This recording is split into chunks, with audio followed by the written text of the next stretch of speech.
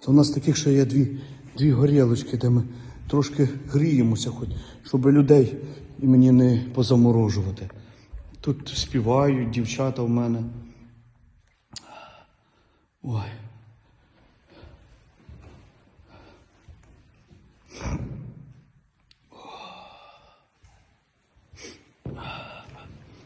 Це алтарна частина.